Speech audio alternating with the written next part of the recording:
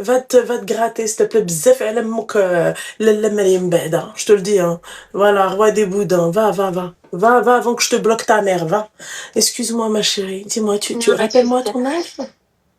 J'ai 29 ans. 29 ans, mon petit cœur, super. Ouais. Pourquoi tu es stressée? Pourquoi tu n'es pas bien? Non, mais en fait, je vais te raconter un petit peu ma situation. Parce que au final, je trouve pas vraiment de solution. Donc, je me dis, j'ai tout essayé, donc je vais parler de ça. Alors, ma chérie, ça capte pas, hein, mon petit cœur, ça coupe. Donc, si t'as mon live, tu coupes le live. Si t'as le haut-parleur, tu coupes le hot-parleur. Là, tu m'entends mieux? C'est parfait. Ok. En fait, moi, j'étais mariée avec une personne et il était violent. La première année, moi, j'ai rien dit. Il y a eu quand même des poursuites parce qu'il y a des témoignages avec toutes les interventions de gendarmes. Donc, au final, l'État l'a poursuivi. Moi, j'avais pas porté plainte. Donc, il a été une première fois en prison. C'est ça? La première fois, j'ai pas porté plainte. La première année de sa prison. C'est l'État qui l'a poursuivi dû au témoignage des voisins, etc., de toutes les interventions des gendarmes. Ok. Ensuite, il est sorti. Je suis quand même restée avec lui. C'est bon. Et il a recommencé. Bah oui. Du coup, cette fois, j'ai porté plainte parce qu'il m'avait juré qu'il recommencerait pas, sauf que du coup, ça a été le cas contraire. Ok. Du coup, il retourne en prison. Du coup, à ce moment-là, j'en ai profité pour faire toutes les démarches pour partir. Donc, c'est ce que j'ai fait. J'ai trouvé un travail, etc. Donc, ma vie a été repartie. Donc, il est sorti. Du coup, en ce début d'année-là, il s'est rendu à mon travail. Moi, j'étais pas au courant. Il s'est rendu en face de mon travail. Il a mis un tracker sur ma voiture.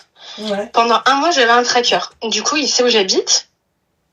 Et il voyait tous mes mouvements en sachant que moi, ce que je fais, c'est travail maison, salle de sport, c'est tout. J'ai pas d'amis, j'ai rien, j'ai pas de famille ici, c'est très bien.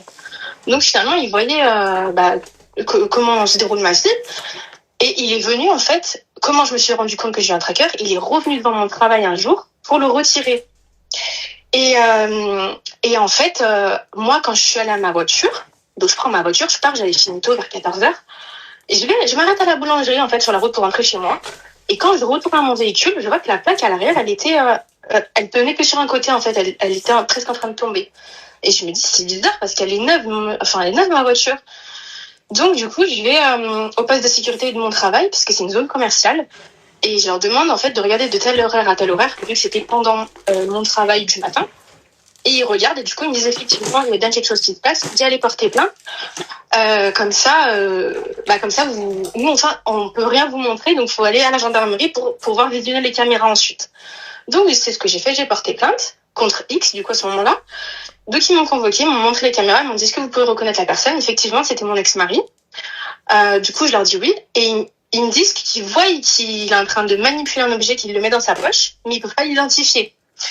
Mais sauf que moi, je connais très bien comment il fonctionne parce que j'ai pas trop envie de dire des détails parce que j'ai pas envie que les gens me reconnaissent.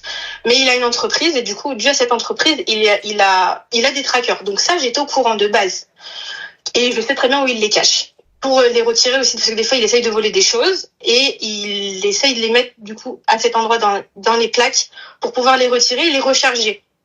Enfin bref. Du coup, voilà. Sauf que eux, ils pouvaient pas le prouver, les gendarmes. Donc, qu'est-ce que j'ai fait, moi? J'y suis allée une première fois. En fait, je suis allée le voir, je suis allée le rejoindre. Je l'ai appelé, en fait, j'ai pressé pour avoir le vrai. J'ai dit, écoute, j'ai pas porté plainte, mais je suis allée au poste de sécurité. Ils m'ont montré les caméras. Je te vois. On fait comment maintenant? Il me dit, vas-y, viens et tout, on va en parler, machin, nanana. J'avais grave peur, mais je suis quand même allée. Et moi, je voulais l'enregistrer. Sauf que dès que je suis arrivée, j'avais un petit doute. Je me suis dit, il va se douter peut-être que je vais l'enregistrer, donc je voulais pas sortir mon téléphone à ce moment-là. Et j'ai bien fait, parce que dès que je suis sortie de la voiture, il a commencé à me toucher de partout, il m'a dit, t'as quelque chose, t'es en train d'enregistrer? J'ai dit non. Bref, donc j'avais caché mon téléphone dans la voiture à ce moment-là. Donc il me l'a bien dit, il m'a dit que, voilà, du coup je savais que c'était pendant 1 mois, parce qu'il m'a tout décrit, il m'a dit pendant 1 mois t'avais le tracker, etc. J'ai dit, j'habite où? Il me décrit tout. Il me décrit tout ce que je faisais. Il a même décrit la personne avec qui j'avais refait ma vie. Parce que du coup, j'ai quelqu'un maintenant. Du coup, voilà, donc ça, c'est les premiers faits, on va dire. Ensuite, ça s'est pas arrêté là, c'est que sur ses stories de réseau, il me mettait des photos de moi, etc., en me menaçant, etc. Donc même ça, j'ai encore déposé plainte pour ça. J'ai eu un téléphone grave danger.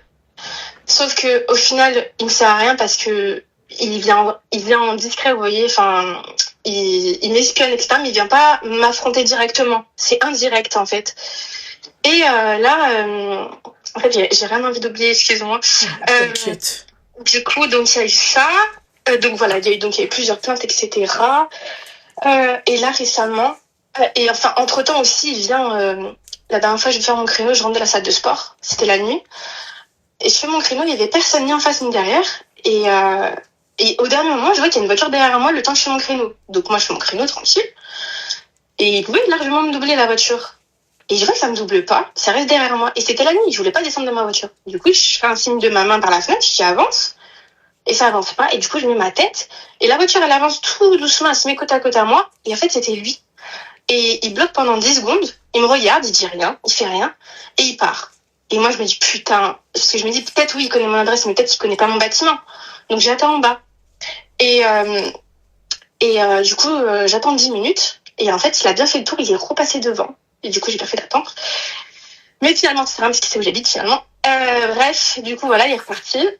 Et il a tout le temps des voitures différentes. Et du coup, donc ça. Et ensuite, là, il y a 5 jours de ça. Je devais pas rentrer chez moi ce soir-là. Je suis rentrée très tard. Je suis rentrée vers 2h30, mais je devais pas rentrer. Je voulais pas rentrer chez moi. Mais je suis quand même rentrée. Et donc, 2h30, je rentre chez moi. J'avais le sommeil léger encore. 3 heures, j'entends un gros bruit. Je croyais qu'il y avait quelqu'un chez moi. Je commence à paniquer. J'arrivais même pas à me lever au début. Et là, je me dis, vas-y, lève-toi. Je me lève. Je vais tout doucement dans l'autre pièce, dans mon salon. Et là, je vois des lumières rouges, des va-et-vient, en fait. Je comprends pas. Je me mets à la fenêtre et je vois qu'il y a le feu dans ma voiture. Et là, je commence à paniquer parce que c'était un départ de feu. C'était pas encore vraiment propagé. Et je commence à paniquer parce que je me dis peut-être qu'il a fait exprès de faire ça pour que je sorte et qu'à ce moment-là, il me fait quelque chose. Donc bref, j'appelle la gendarmerie, j'appelle les pompiers et tout. Et de là, ils sont intervenus. Je leur dis que je veux pas sortir de chez moi tant qu'ils ont pas fait tout le tour du bâtiment parce que j'avais peur. Donc c'est ce qu'ils ont fait. Donc rebelote, je porte plainte encore contre X parce que faut pouvoir encore le prouver. Donc voilà, donc je les appelle tous les jours, je leur demande du coup s'ils ont pu sortir des caméras, etc. Ils me disent non mais vous n'allez pas m'appeler tous les jours. Je dis mais est-ce que vous êtes conscient que... Enfin, moi ça m'inquiète parce qu'au début j'avais pas vraiment peur parce que je me suis dit c'est bon, c'est tout derrière moi tout ça. Et du coup, voilà, ils me disent appelez-moi pas tous les jours, donc encore une fois, qu'est-ce que je fais? Je me dis encore une fois, je vais faire quoi? Je vais aller l'enregistrer. Et cette fois, je l'ai fait vraiment intelligemment. Et je me suis dit peut-être que du coup là il s'inquiétera moins si je l'enregistre pas, donc la première fois je l'ai pas fait. Et là, j'ai mis mon téléphone dans ma chaussette, j'ai mis un sorte de survêt pas de def, et je suis allée le voir encore une fois. Et là, je lui ai fait dire, il a dit qu'il est venu une première fois devant chez moi à minuit. Il me dit, t'étais pas chez toi. Mais pourquoi, dit, ouais. mais pourquoi tout ça? Pourquoi il te fait tout ça, ce mec? Mais je sais pas, je sais pas si, parce que lui, il me dit que on s'est pas marié pour rien, que il pensait que j'allais être encore là pour lui. Il m'a dit, tu m'as abandonné en prison, il m'a dit, tu m'as envoyé en prison, alors que je t'ai pas envoyé en prison. Même des violeurs, des faits, ils vont pas en prison. T'es allé en prison parce que tu me frappais. Mais lui, j'ai pas l'impression qu'il prend conscience. En fait, il veut pas apprendre. En fait, c'est nuance. Il veut pas. Ouais. Et voilà. Et parce que du coup, j'ai refait ma vie. Et en gros, il me dit, un moment avant de partir, quand après j'ai fini d'enregistrer, qu'il décrit bien comment ça s'est passé, etc. Avant de partir de là où on était, il me dit, attends, je vais te montrer un truc. Et de là, il prend son téléphone. Il me montre du coup la photo de moi et la personne en question avec qui je suis maintenant. Et il me dit, maintenant on va voir. Et je lui dis, de quoi on va voir? Il me dit, on verra maintenant. Et il fait beaucoup d'allusions avec la mort. Même là, dans ses stories, il parle de la mort. Moi, j'ai perdu mon frère. Il me dit, tu vas finir comme ton frère. Parce que mon frère, il s'est fait tirer dessus il y a 3 ans. En fait, je sais plus quoi faire, la vérité. Ok. Vraiment, vraiment. Et du coup, moi, ça m'angoisse parce que autant j'ai peur, parce qu'il m'a dit aussi, la toute dernière fois que je suis allée, là, ça date de avant-hier, je crois, il m'a dit, réfléchis bien. En gros, comme si c'est soit, je sais pas, je me remets avec lui, je le prenais comme ça. Moi, après, je sais pas ce qu'il voulait dire. Hein. Il me dit, mais réfléchis bien. Il me dit, parce que là, c'est pas son problème, son gars actuel. Tu veux qu'il fasse quoi? Moi, très sincèrement, je vois ça, je fuis. Hein. Non, mais et le problème, c'est que moi, la personne avec qui je suis, là, je te le dis, hein, de base, j'étais avec lui, mais là, c'est fini, parce qu'il y a tout ce qui s'est passé. Voilà. Et Oui, mais je veux dire, c'est que moi, je lui dis, en fait, moi, justement, je savais qu'il lui en voulait à cette personne alors qu'il a rien à voir. Mais quand je l'ai vu, je lui ai dit, donc, moi, à ce moment-là, je savais pas que c'était fini, moi, il dit, mais bon. Et j'ai dit, moi, c'est bon, je vais pas rester avec cette personne. Je lui faisais croire qu'en gros, voilà, j'en avais rien à foutre, que c'était juste pour lui foutre la mort. Il me dit, mais même dans tous les cas, ça s'est passé. Il m'a dit, dans tous les cas, t'étais censé être avec moi. Il dit, ça veut dire quoi? Il me dit, bah, tu verras. Il m'a dit, ça va être de pire en pire. Il m'a dit, ça, là, c'était rien. Ouais, Avec ce qui va se passer ouais, après. ouais. Hein. Ouais. Donc, je sais pas. Bah, tu sais Et pas, vu que la gendarmerie, ils font rien, bah, je sais ma pas. Je chérie, sais pas quoi tu faire. prends une avocate. Hein. Et ça va accélérer les choses, Ah, ça? bah, crois-moi que oui. Encore heureux, ma chérie. Et Tu prends une juste, avocate et je tu vois dis. des commentaires là qui a dit elle ne raconte pas tout, je pense. C'est la stricte vérité. Même quand il me frappait, il y avait rien. Pour un siphon que j'arrivais pas à vider, il est venu me chercher dans la douche un jour et il m'a dit vas-y viens, je vais te montrer comment on vide le siphon. Je voulais pas, j'avais juste envie de prendre ma douche, j'étais fatiguée ce jour-là. Il est venu, il m'a jeté au sol, il m'a traîné de la salle de bain par les cheveux jusqu'au siphon, il m'a levé après encore par les cheveux devant le siphon, il m'a dit maintenant tu vas regarder. Plein de fois, c'était pour rien, pour un rien. Même Tu des l'as fois avec de connu son comment, camion, ce mec-là? Comment? Tu l'as connu comment, ce mec-là? Bah, j'ai fait un accident, en fait, et lui, c'est un dépanneur, voilà. Et j'ai fait un accident et je l'ai connu comme ça. D'accord, ok. C'est un psychopathe surtout. Ok, d'accord. Et t'as pas vu, t'as vu aucun signe? Avant? Ouais. Non, au début, mais j'avais jamais vu un mec aussi gentil. Ah bon? Vraiment. Ah non, au début, il était pas comme ça. Moi, c'est quand j'ai perdu mon frère qu'il a commencé à me taper. Sinon, j'ai T'en jamais avais qu'un seul? levé la main dessus. Non, j'en ai d'autres, mais qui sont loin, qu'il n'y a pas de contact, on va dire. D'accord, ok. C'était le seul qui, on va dire, il avait pris comme un rôle de père. Ok. C'est lui qui faisait tout à la maison. D'accord, ok. D'accord. Ouais, c'est compliqué tout ça, ma chérie. Hein. Moi, je te dis la vérité, tu prends un avocat. Ok. Ah ouais. Avocat direct. Mais du coup, ouais. je dis quoi? Je dis en gros, j'ai déjà porté plainte plusieurs fois et eux, ils vont s'occuper du reste. Bah, c'est lui qui va s'occuper du reste. Lui, en fait, ta plainte, si tu veux, elle va monter chez Madame la procureure. Ok. Et puisque c'est un récidiviste, bah toi-même tu sais hein, comment ça se passe. Hein. Oui, mais c'est ça que je comprends pas. C'est que normalement, il y a une mesure d'éloignement. Il y a une mesure d'éloignement, il y a un téléphone grave danger que si en gros tu je le vois, l'acceptes, toi? Ouais, mais attends, excuse-moi, ma chérie. En fait, moi, c'est ok hein, comment toi tu parles de ça et je comprends le trauma et tout, ok? Mais moi, il y a un truc que je comprends pas, ma chérie. C'est comment tu peux aller voir le mec alors que toi, t'es censé être en fait, en grave danger. Mais je sais, parce que même les gendarmes ils m'ont dit ça. Ils m'ont dit, ouais, mais normalement, vous pouvez pas aller le voir vu qu'il y a une mesure d'éloignement. En soi, c'est lui qui a une mesure d'éloignement. Mais, enfin, pourquoi je fais ça? Parce qu'il y a rien qui bouge. Les gendarmes, ils me disent, oui, comme pour le tracker. Non, alors, moi, je savais ma que chérie, le tracker, attends. Il n'y a rien qui bouge, mon petit cœur, encore une fois. Pourquoi Emma, nique ta mère. Elle me dit, elle dit encore nique ta mère. Ma chérie, calme-toi, ma chérie. Non, mais en fait, elle me casse les couilles, c'est trop du cul, là. Ma chérie, calme-toi, Habiba Diali. Calme-toi. Il n'y a que moi qui peux insulter les mères ici, il n'y a personne d'autre. Voilà. Donc, maintenant, ma chérie, je vais te dire un truc. Toi, maintenant, tu viens, ok? Tu dis tout ça, c'est ok. Même les autorités, ils t'ont dit comment ça se fait que toi, tu viens... Déjà, arrête de regarder les commentaires parce que ça va me monter, ça va me faire picoter le nez. Je te jure, hein, ma chérie. Donc toi, les mecs, ils te disent, voilà, t'es en grave danger. Normalement, grave danger, c'est que tu as peur de lui. T'es d'accord avec moi? T'as peur qu'il t'arrive un truc. Comment ça se fait que toi, tu vas vers ce mec-là? Parce que tu dis, oui, mais il n'y a rien qui se fait. Mais toi, t'as peur de lui. T'as pas peur de te mettre en danger? Bah, en soi, dans tous les cas, là, la finalité, ça va être quoi? Non, mais ma chérie, la finalité, c'est que toi, quand tu vas voir les autorités, d'accord, tu vas leur dire, oui, voilà, bon, je suis partie, machin, je l'ai enregistré et tout. Bah, en fait, ils vont pas te prendre au sérieux. Ils vont pas te prendre au sérieux, ma chérie. Voilà, c'est quoi le truc? Ils vont se dire, celle-là, t'as Tout simplement, mon petit cœur. Hein. C'est la seule chose qu'ils vont se dire. Ils vont se dire, toi, tu te fous de leur gueule. Toi, tu fais partie des meufs, en fait, qui veulent se remettre avec leur mec, parce que tu te doutes bien que, ma chérie, t'es pas la seule dans cette situation-là. T'as des meufs, ma chérie, elles se font goumer tous les jours. Ça fait 20 ans qu'elles se fait goumer, elle a jamais porté plainte.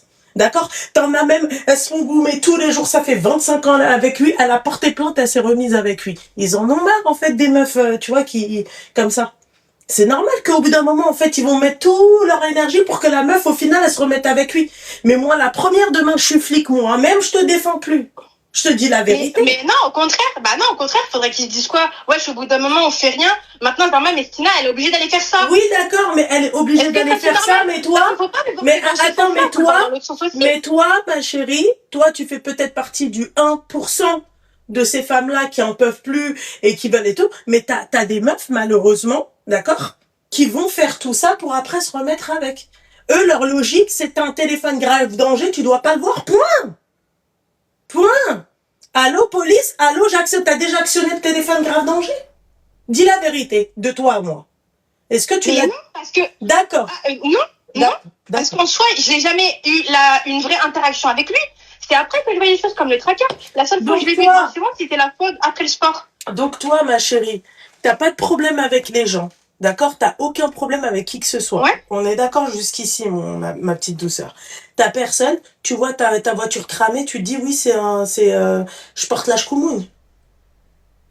J'ai pas compris. Genre toi, tu vois ta voiture cramée, d'accord? Oui. Ok?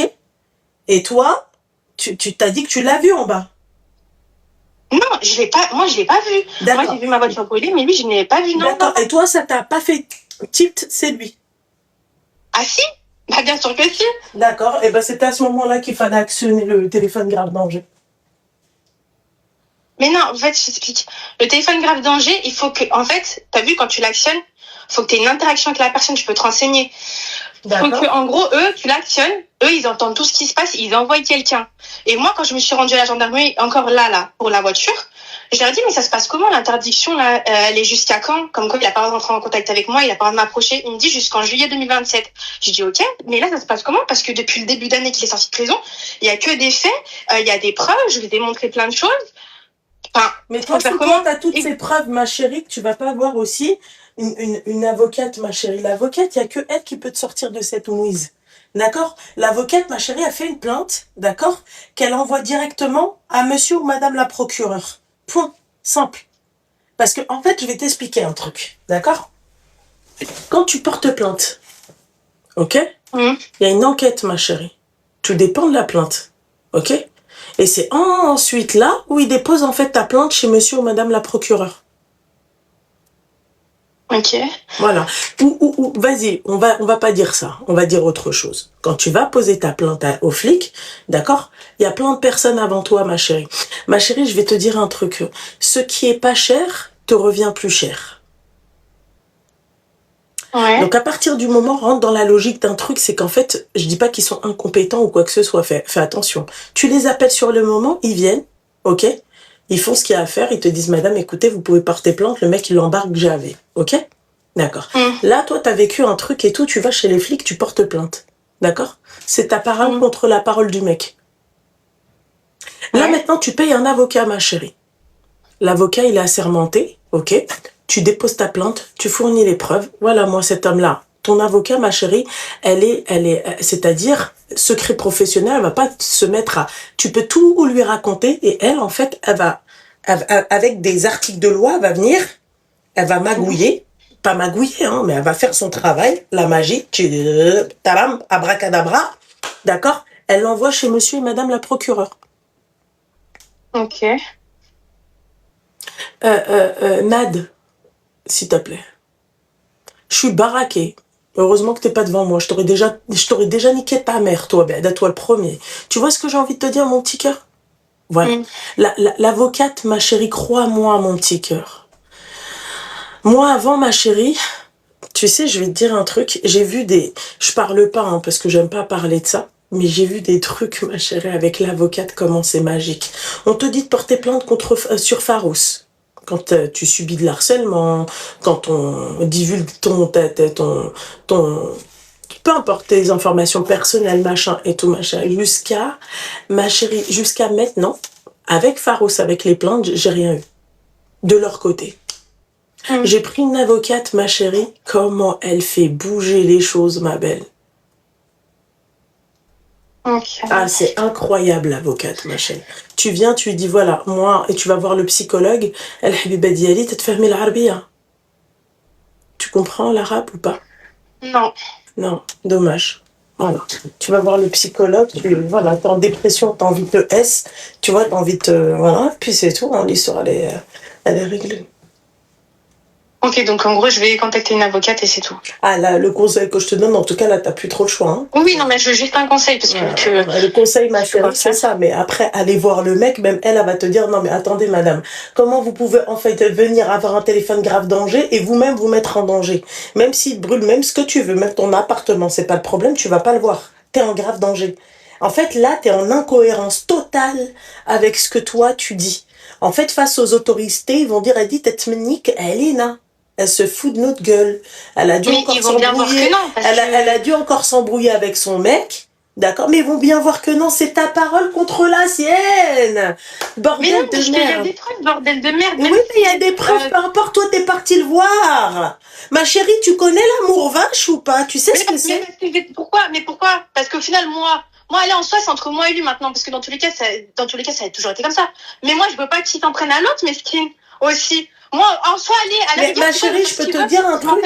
un. Mais non, je suis d'accord avec toi. Tu veux pas qu'ils s'en prennent à l'autre, mesquine. Ça aussi, c'est une excuse à 2 balles. Je vais t'expliquer pourquoi.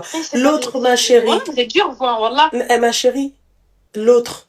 C'est parce que on va pas dans ton sens, si tu veux, il y a pas de souci. Moi, tu m'appelles, tu me demandes des conseils, je te donne mon avis, et mon avis, il est neutre. Je te connais pas, je le connais pas, je connais pas l'autre.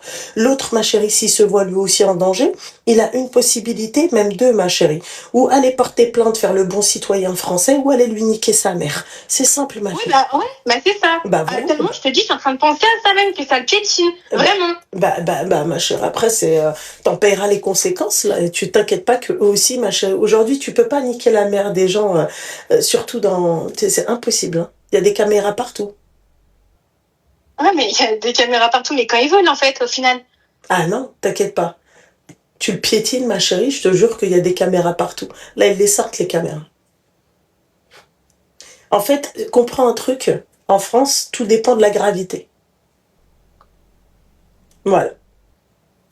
En fait, à partir du moment où ça touche pas à l'argent de la France, ouais, mais c'est ça. Bah, t'es pas prioritaire, ma chérie. C'est comme pour une demande d'HLM, ma belle. Là, c'est la même chose, ma chérie. Si t'as pas des enfants, si t'es pas en situation de handicap et tout, tu vas attendre, tu fais la queue. Tu vois? Bah là, c'est pareil, ma chérie. Si il y a des affaires qui sont beaucoup plus importantes. Il y a des affaires où on parle de millions d'euros. D'accord? Dans un commissariat, ma chérie, il y a combien de... Allez, une cinquantaine de flics et encore. Yallah. Il y a combien d'enquêteurs, s'il te plaît? Yallah. Tu crois qu'ils vont s'arrêter sur toi? T'es parti le voir, oui, machin, tu l'as enregistré. Ma chérie, tu te mets toi-même en danger. Là, on part dans l'idée. Tu sais, tu veux que je te dise un truc, ma chérie? Là, on part dans l'idée. Tu pars le voir, ma chérie, et ça se passe mal. T'actionnes le téléphone, grave danger. Tu sais ce qui se passe? C'est toi qui prends cher. Mais je fais quoi, moi, en fait? Je suis là, je suis chez moi, je veux plus sortir chez moi. Allô, maître? Allô, maîtresse? Oui, c'est ce que... Non, mais c'est ce que je vais faire, parce que voilà. Je vais tout faire, tu vois, je vais... Après, c'est un prix, hein, ma chérie, hein, tu vois, va te donner ses honoraires, tu vas khalas. Voilà. Elle te dit, ce qu'elle va faire, et combien ça va te coûter. Voilà. Allô, maître, allô, maîtresse. Voilà. Mais on te pose la question, est-ce que tu l'aimes toujours, ce mec? Mais jamais de la vie. Mais dès qu'il est reparti en prison, je pense pas qu'elle l'aime encore, les filles, hein, mais c'est juste que, en fait, malheureusement, son comportement fait qu'on pourrait croire que elle l'aime encore. Mais je comprends pas pourquoi vous dites ça. Ça me rend dingue. Ça te rend dingue, ma chérie? Oui, ça me rend dingue. Ma chérie, tu gagnes combien par mois? Je veux pas te dire tu fais quoi dans la vie, ça m'intéresse pas, mais tu gagnes combien par mois? 1004. 1004, ok. Donc c'est pas beaucoup, hein. On est d'accord? Ouais. Voilà. Ma chérie, tu sais, si tu gagnerais plus que 1004, t'aurais pris une avocate depuis longtemps. Mais je sais, parce que là, tu me dis de contacter une avocate. moi, j'ai déjà appelé mon avocate pour lui parler de certaines choses. Ah. Elle m'a dit, il y aura des honoraires, machin, nanana, Oui. si j'interviens, blablabla. Bref, Oui. elle m'a dit. Moi, je le sais très bien. Mais là, si tu me dis maintenant que vraiment, en gros, ça, là, il va se passer quelque chose si je contacte mon avocate, je vais faire en sorte, tu vois, je vais essayer de m'arranger, je sais pas si je peux l'appeler en plusieurs fois, j'en sais rien, ou si je peux avoir une aide, je sais pas. Commis d'office, c'est pas la peine. Hein. Commis d'office, les filles, je vous le dis, hein, ils viennent d'avoir leur diplôme et ils sont avocats commis d'office. Hein. C'est pas, moi, c'est pas. En fait, le pas cher te revient plus cher. Retenez juste ça. Le pas cher, tu sais, quand tu payes pas trop cher et quand tu veux faire tes économies et tout, ça te revient toujours plus cher. Tu vois? C'est un truc à la con, tu vois, un matériel que tu vas acheter et après il se dégrade et tout, c'est parce qu'il t'a coûté pas cher. Tu comprends? Voilà. En fait, il faut choisir un très bon baveux, tu vois. Comme ça, tu lui dis, écoute, ton prix sera le mien, il n'y a pas de problème, tu fais le nécessaire. Tu sais, il y en a, par exemple, moi, il y a un baveux qui m'a dit, oui, tu veux quoi? Tu veux qu'il te paye ou tu veux qu'il fasse de la zonze? Tu vois? Je vais pas besoin, il est pas solvable. Le fils de pute. Tu vois ce que j'ai envie de te dire? Donc moi, je veux pas qu'il paye. Et puis, quand bien même s'il serait solvable, j'en ai rien à foutre. Moi, je veux qu'il ralasse. Moi, je veux le voir en prison. Je veux le voir dans une prison enfermée. Voilà. Elle m'a dit, ok, c'est ok, il n'y a pas de problème. Voilà, c'est toi qui choisis, en fait. Vous voulez quoi? Voilà. C'est toi, carrément, elle te dit ce que tu veux. Tu vois, moi, clairement, elle m'a dit, tu veux quoi? Prison ou argent? D'accord? On m'a parlé de bracelet, machin. Je veux pas ni de bracelet ni d'argent. Mon argent, je le fais moi-même. C'est simple. Voilà. Parce que même s'il me paye, il va me payer combien pour tout ce que la personne elle a pu faire? Tu vois? C'est tout, ma chérie. Donc moi, c'est la prison que je veux voir de mes yeux. Quelle que soit la personne, ma chérie. Très sincèrement. Même un mec qui est milliardaire. Allez, tu me fais une dinguerie, je veux pas ton argent. Moi, je veux te voir, d'accord, dans des conditions rudimentaires. Voilà. C'est simple. Donc c'est à toi de voir, ma chère. Et plus tu payes, ma chère, et plus tu te sens bien. T'es tranquille, ma chère. Elle fait absolument tout. Elle t'appelle pour te dire les avancées, qu'est-ce qu'elle a fait, machin et tout. Et tu dors, ma chérie, tu dors bien. T'as même pas besoin de $1000. Vraiment. Oh, mon petit cœur. Mets de l'argent de côté si t'as des économies. Mais bon, moi, le conseil que je te donne, toi, ma chérie, il faudrait qu'il fasse un peu de prison et qu'il te paye, en fait. Parce qu'en fait, le problème, lui, c'est quoi? C'est qu'il a fait que de la prison, il a pas halas. Tu vois? Non, mais il a toujours fait, enfin, en soi, même avant que je le connaisse, il a toujours fait de la prison. Il a fait de la prison très jeune. L'assurance, protection juridique, enfin la protection juridique sur son assurance, il faudrait aussi qu'elle regarde, oui. Mais encore une fois, mesdames et messieurs, c'est pas des baveux. C'est, enfin, si, c'est des baveux, mais c'est généralement, ils viennent de sortir de l'école et puis voilà, quoi, ils travaillent en assurance, c'est le truc le plus, tu vois, c'est comme si tu te formais. Voilà. Donc, moi, le conseil que je lui donne, c'est de prendre un vrai baveux. Simple. Ok. Voilà. Bah, je vais l'appeler et puis je vais voir. Vois avec elle c'est quoi ses honoraires, vois avec elle est-ce que si vous demandez par exemple comment on appelle ça? Ah mince, putain, si vous voyez, si vous voulez de l'argent et tout, et si elle peut pas en fait prendre sa commission sur ce que toi tu vas gagner, tu peux tout négocier avec ton avocate. Compensation, oui, merci. Dommages et intérêts. C'était ça que je cherchais. Bah écoute, tu vois? Merci en tout cas. Je t'en prie, ma chérie. Et bah vas-y, je te laisse. Merci. Je t'en prie, ma chérie, je t'en prie. Bisous, ma belle. Allez, bisous. Faut jamais aller voir le mec, hein.